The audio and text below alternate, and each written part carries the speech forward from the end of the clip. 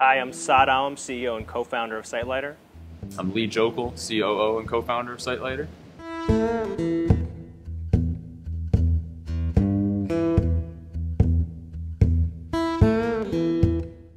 So, company started about 4 years ago when my little brother had come to me and he told me he was going to drop out of college. And it wasn't acceptable because I was paying for his education, and I said it's going to be the single largest differentiator between his success and not. So I literally show up to his dorm room, we get into a fight, security comes, the whole 9 yards, and I say, buddy, you're going to hate this, but from 8 in the morning until midnight, every single day, I'm just going to sit behind your back and push you through the end of the semester. And here was a kid who almost got a perfect SAT score, and he was struggling writing. And I give Lee a call, and I say, hey, you know what? There is this massive opportunity. 75% of the kids in this country are below proficient in writing. So let's quit our jobs and create a company. And so Lee and I, we quit our jobs. We funded the company with an iPad case we put on Kickstarter. And then we built several rooms in a Wall Street loft that we had and housed several developers over there. And what really kind of started off as a really simple tool that helps kids highlight information and capture the corresponding bibliographic citations became the single most comprehensive writing platform in K through 12 education. And we're moving into higher ed very rapidly at this point in time. Do you want to talk about how you ended up coming here from Arizona? Yeah, so I was working for a company called CGI, do IT consulting. I was living in Phoenix. I was managing data center operations out in Arizona.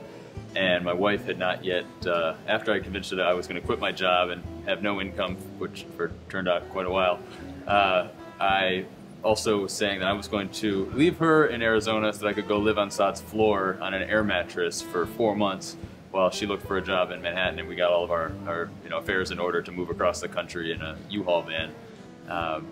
But it was, initially we didn't even have an office. We would sneak into the NYU library. We'd bring our backpacks and our lunch, because if you left for lunch, you couldn't necessarily get back in. So we'd bring everything we would need for the whole day. We'd sneak into the NYU library, and that was where we were able to find free internet and a easy place to work. In terms of why we came to Baltimore, so we built this company that was winning national award after national award. And the reality is that it was an amazing company, but it didn't really have a business model. And so we ran into John Kamak, and John says, hey, I think you guys should move down to Baltimore. And we've told the story a ton of times, but we said, you know what, it doesn't really sound like a great idea. We live in New York. I literally live right on Union Square. I walk out my front door, and it is one of the most populated, exciting places in the world, bar none.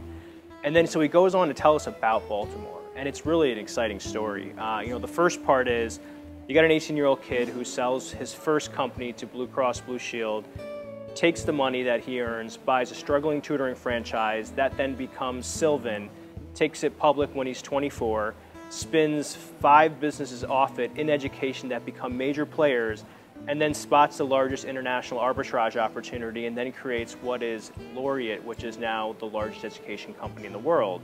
So he says you have all of this talent within Baltimore that can help you build your company. So that was one piece.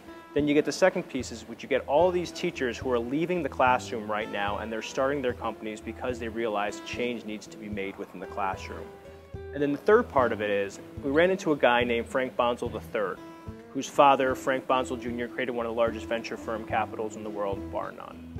And he basically says, I think the current incubator model is broken. You can't take a education company, bring them inside, give them a little bit of guidance, and expect within 3 months they're going to land on their feet because of 2 things.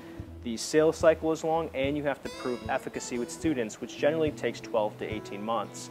So he said, I'm going to take this entire city and turn it into a massive accelerator by creating the right support structures. So Lee decided to man the team up in New York. I moved myself to here over in Baltimore. I had 1 seat in the corner, and this was September 2013 now. And we went from that 1 seat to about 35 people in Baltimore, about 50 people in the company, in about 18, 19 months later. And it has been the single best decision for us to come down to this city. And to kind of bring the story full circle, the same kid who inspired us to start this company, my little brother, just got accepted into Hopkins Business School and moved 5 minutes down the street from me. And then Lee obviously moved his whole family here as well too. That's right. My wife works at Johns Hopkins, so we just keep moving around, following Saad wherever he goes around the country.